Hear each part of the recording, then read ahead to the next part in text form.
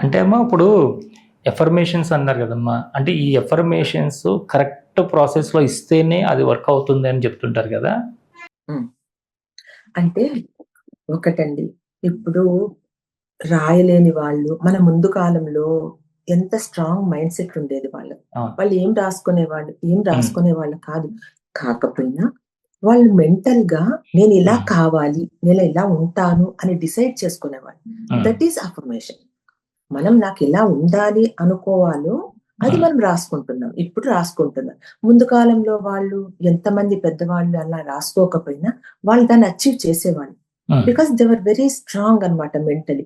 ఇప్పుడు హ్మ్. మనం రాసుకున్నది పదే, పదే, పదే మనం చెప్పుకుంటూ ఉంటే హ్మ్. మన మైండ్‌లో మనకు ఒక క్లారిటీ వస్తుంది. ఓకే. క్లారిటీ వస్తుంది. మనం అట్రాక్ట్ చేసుకుంటాము. ఆ గోల్‌ని మనం రిసీవ్ చేసుకుంటాం. అదనమాట. అఫర్మేషన్స్ మనం రాసుకొని చదువుకుంటూ ఉండాలి. ఒక గోల్ పెట్టుకొని, ఒక హ్మ్. 2, 3 పెట్టుకున్నారనుకోండి, దాన్ని రిపీటెడ్‌గా చదువుకుంటూ ఉండాలి మార్నింగ్ హ్మ్. లేచిన తర్వాత. మనకు ఆ సబ్‌కాన్షియస్ మైండ్‌లో అది రికార్డ్ అవుతుంది. ఓహో! తనకిది కావాలి అనేసి. దాన్ని బట్టి మనము మన గోల్‌ని అచీవ్ అవుతాం. ఏదైనా సరే మన థాట్‌లో నుంచే వస్తుంది. ఇప్పుడున్నటువంటి దాంట్లో థాట్ పొల్యూషన్ ఎక్కువగా ఉంది కాబట్టి అసలు కరెక్ట్ థాట్ అంటే మన సరైన ఆలోచన విధానం అంటే ఏ విధంగా ఉండాలి? సరైన ఆలోచన విధానం రావడానికి మన చుట్టూ అట్మాస్ఫియర్ ఏ విధంగా క్రియేట్ చేసుకోవాలి? ఇదేనండి. ఫస్ట్ మనము మెడిటేషన్. హ్మ్. చాలా మటుకు ధ్యానము, మెడిటేషన్ అనంగానే కొంతమందికి అరే! అది మనతో కాని పని అని అనుకుంటారు. హ్మ్. కాదు. జస్ట్ ఒక 5-10 మినిట్స్ మీకు మీరుగా కూర్చొని, మన లోపల ఏం చెప్తుందో మన ఇంట్యూషన్ వినడం హ్మ్. అంతే. దాని మీద కాన్సంట్రేషన్ చేయాలా? దీని మీద కాన్సంట్రేషన్ చేయాలా? హ్మ్. లేకపోతే థాట్స్ రాకుండా ఉండాలా? నో. థాట్స్ అనేవి వస్తూనే ఉంటాయి. హ్మ్. స్లోగా మనం స్టార్ట్ చేసి ఒక హ్మ్. 5-10 మినిట్స్. హ్మ్. అప్పుడు మనం ఏంటి మనకు అర్థమవుతుంది. హ్మ్. మన నెగెటివ్ పాయింట్స్ మనకేమో అర్థమైతాయి. సో, మనకు మంచి థాట్ రావడానికి కారణమే మెడిటేషన్. ఆ! సో, తర్వాత మన బ్రెత్ వర్క్. మన మీద మనకు కాన్సంట్రేషన్ రావడానికి. తర్వాతేంటి ఈ ఎక్సర్‌సైజెస్, యోగా ఇవన్నీ కూడా మనకొక మంచి దారి నడిపించడానికనమాట అవన్నీ. హ్మ్. అవి కంపల్సరీగా చేసుకోవాలి అంటాను నేను. ఇప్పుడు అవును. చాలా మారిందండి. ఇంతకుముందు ఎలా ఉండేది? ఫిట్ బాడీ ఉండాలి, హ్మ్. పర్ఫెక్షన్‌గా ఉండాలి. హ్మ్. అలా పోయిందిప్పుడు. అలా పోయి హెల్తీ బాడీ ఉండాలి అవును. అనే స్టేజ్‌కొచ్చాం. సో, అవును. అది చాలా ఇంప్రూవ్‌మెంట్. హ్మ్. మనకు జనరేషన్స్‌లో చాలా ఇంప్రూవ్ అయింది. ఇంకా అవును. 2027కి ఇంకా ఇంప్రూవ్‌మెంట్ చూస్తాం మనం. అవును. అవును. మనకు కొన్ని నేర్పాయండి.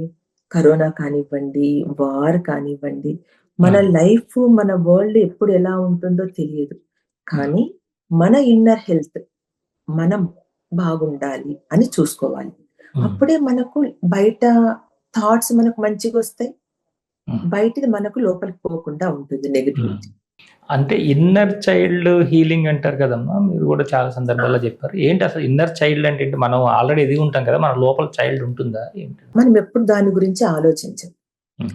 మన ఇన్నర్ చైల్డ్‌ని మనం మెడిటేట్ చేస్తూ లోపలికెళ్ళామనుకోండి, హ్మ్. సపోజ్ ఎక్కడైనా స్ట్రెస్ ఉంది, కోపం ఉంది అని అనుకున్నప్పుడు మన లోపలికి మనం వెళ్ళాలి.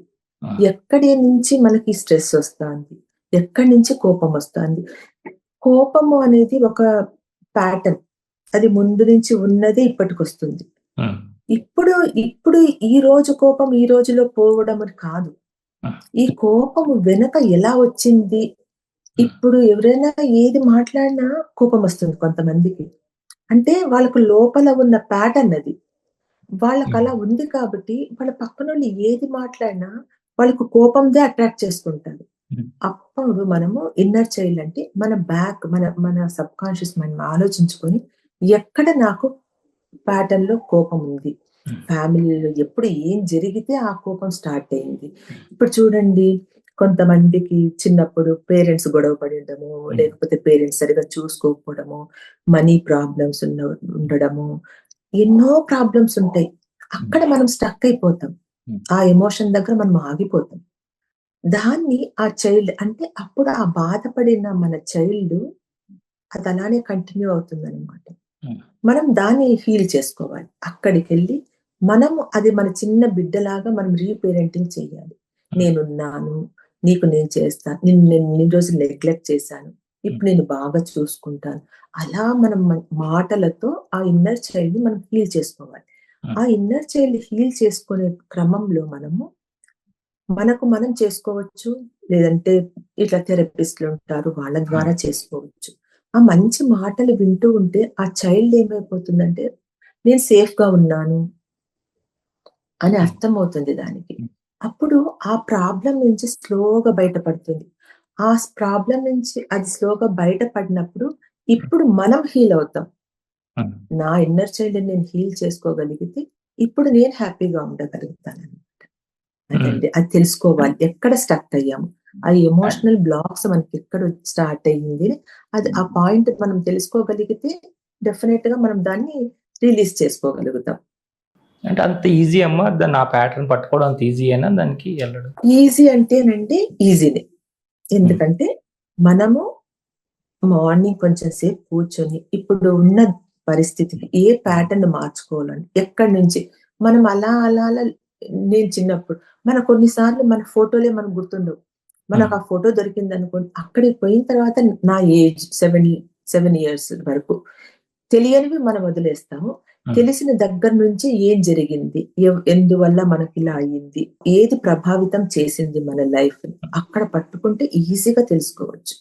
మన లైఫ్‌ని ఇన్నర్ చైల్డ్ కంటే మన పాస్ట్‌కెళ్ళి మనం ఎక్కడ మనం స్ట్రక్ అయ్యామని తెలుసుకుంటే డెఫినెట్‌గా హీల్ చేసుకోవచ్చండి. తెలుస్తుంది గూడా. అంటే ఈ ఎమోషనల్ ఫియర్, ఎమోషనల్ స్ట్రెస్ ఇవన్నీ ఉంటాయి కదా! ఎమోషనల్ ఫియర్ నుంచి దీన్ని ఎట్లా ఓవర్‌కమ్ చేయాలి మరి దీన్నంతా కూడాను? ఇప్పుడు ఎమోషనల్స్ అంటే బ్లాకేజెస్ లాగా అంతా మన నర్వస్ సిస్టమ్ మీద పడుతుంది. మన ఎమోషన్స్ అంతా. అప్పుడు ఏం చేయాలి? మనం నర్వస్ సిస్టమ్‌ని హీల్ చేసుకుంటూ, మన బ్రెయిన్ హీల్ చేసుకుంటాం. ఆ బ్రెయిన్, మన బాడీ 2 కలిసి మన ఎమోషన్స్‌ని ప్రభావితం చేస్తాయండి. మన మైండ్ అనుకుంటుంది నేను హీల్ చేసుకుందాంలే అని. కానీ ఒక్కోసారి బాడీ యాక్సెప్ట్ చేయదు. సో, మనం ఎమోషనల్ హీలింగ్‌ని మన బాడీ నుంచి స్టార్ట్ చేయాలి. మన బాడీలో మనం క్లియర్ చేసుకుంటూ వస్తే మన మైండ్ ఆటోమేటిక్‌గా హీలింగ్ స్టార్ట్ అవుతుందన్నమాట. ఇదంతా మన నర్వస్ సిస్టమ్, బ్రెయిన్ సంబంధించింది ఇదంతా. సో, మనం సైంటిఫిక్‌గా ఆలోచిస్తే కూడా మనం ఒకటే దాన్ని బాగలేదు అంటే ఆ నర్వస్ సిస్టమ్ దాన్నే అబ్జర్వ్ చేస్తుందన్నమాట. అదే బ్రెయిన్ తిరుగుతూ ఉంటుంది బాగా. అది బాగా అయినా కూడా మన బాడీ బాగైనట్టు ఫీల్ అవ్వదు. బికాజ్ ఆ నర్వస్ సిస్టమ్ మీద అది పడిపోయింది. ఫస్ట్ దాన్ని క్లీన్ చేసుకోవాలి మనం. దాన్ని క్లీన్ చేసుకుంటేనే మనకు ఆ బ్రెయిన్‌కి ఓహో! సేఫ్‌గున్నారు అని అర్థమవుతుంది. సో, మనం రిపీటెడ్‌గా చేసే పనులు ఆ బిలీఫ్స్ కానీ, లేకపోతే థాట్స్ కానీ, ఎమోషన్స్ కానీ చాలా ఇంపార్టెంట్.